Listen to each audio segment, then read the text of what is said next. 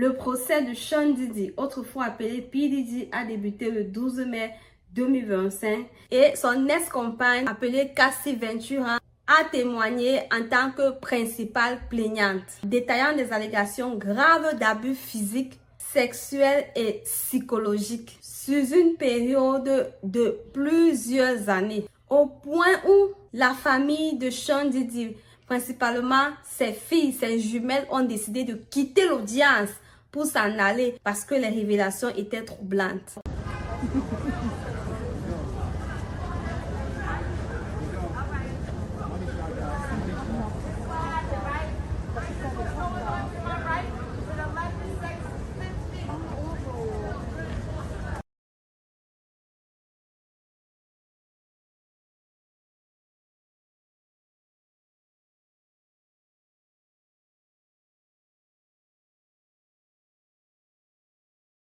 Coucou, moi c'est Diana, créatrice de contenu sur YouTube. Si vous êtes nouveau sur cette chaîne, n'hésitez pas de liker, de vous abonner et de cliquer sur la cloche de notification pour rester au courant de nos prochaines vidéos. Alors, Cassie Ventura, l'ex-compagne du rappeur, est une ancienne chanteuse et mannequin. Elle affirme que le rappeur l'aurait contrôlée et abusée dès le début de leur relation lorsqu'elle avait 19 ans. En novembre 2023, Cassie avait déposé une plainte civile contre le rappeur. Cette plainte s'était terminée par un accord commun où l'autre partie devrait lui verser à elle, Cassie, un montant de presque 20 millions de dollars. Mais cependant, d'autres femmes ont également porté plainte insinuant les mêmes allégations que Cassie, des violences physiques, sexuelles, psychologiques et tout. Et ce qui a entraîné une enquête criminelle fédérale.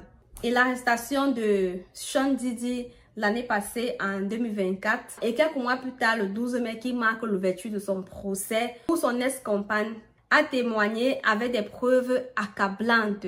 Des images montrant des blessures de Cassie ont été présentées à la cour, d'où la crédibilité de ces accusations. Diddy est accusé de trafic sexuel et d'extorsion. Quant à lui, il dément ces accusations. Mais qu'à cela ne tienne, il y a de cela quelques mois, il y a des vidéos qui surgissaient où des gens témoignaient que le rappeur organisait des très grandes soirées. D'ailleurs, ces soirées étaient très connues, très convoitisées. Et lors de ces soirées, des gens décrivaient qu'il y a une certaine heure qu'il ne fallait pas se retrouver dans une soirée de Sean Diddy. Parce que à partir de cette heure, la soirée se transformait en autre chose. Il ne fallait pas se retrouver là-bas. Entre autres, Cassie décrit des scènes où elle a été forcée d'avoir des relations en présence de Diddy avec plusieurs personnes. Elle décrit des scènes de violence. Et aussi, il y a une vidéo qui avait eu à fuiter l'an passé dans un hôtel, dans un très grand hôtel, où on la voit se faire tirer au sol par le rappeur. Cette vidéo aussi a beaucoup appuyé les accusations concernant le dit rappeur. Depuis la séparation de Cassie avec ce rappeur, cette dernière n'a jamais pu trouver la paix. Entre autres, elle révèle qu'elle vivait dans une sorte d'engrenage où elle ne pouvait plus se libérer parce que le rappeur détenait des vidéos compromettantes.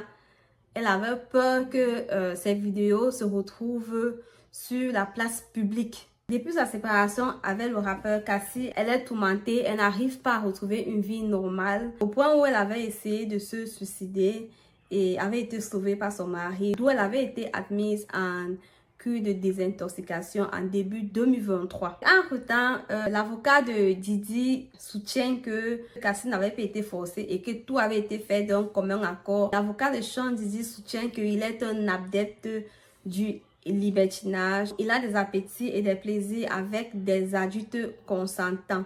Son ex-compagne en question affirme qu'il infligeait des violences. Je pense que cette vidéo a également contribué à rendre ces allégations, les allégations de Cassie, crédibles au tribunal, quoi.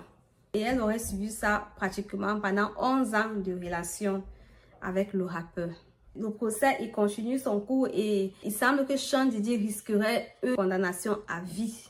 Le procès de Sean Diddy est actuellement en cours et se déroule à New York où il est accusé de trafic sexuel, accusation de malfaiteur, transport de personnes en vue de prostitution. Pour le trafic sexuel, il est accusé d'avoir contraint des femmes à participer à des actes sexuels avec des escorts masculins lors des événements. Il dirige une organisation criminelle impliquée dans les activités illégales. Il est reproché d'avoir facilité le déplacement de victimes à des fins d'exploitation sexuelle. Donc, le procureur affirme que Sean Diddy aurait abusé de sa célébrité pour manipuler et contrôler ses victimes, les soumettant à des abus sexuels, physiques et psychologiques. Si à la fin du procès, Sean Diddy est reconnu coupable de toutes les accusations, il pourrait encourir une peine de prison à vie, avec une peine minimale de 15 ans.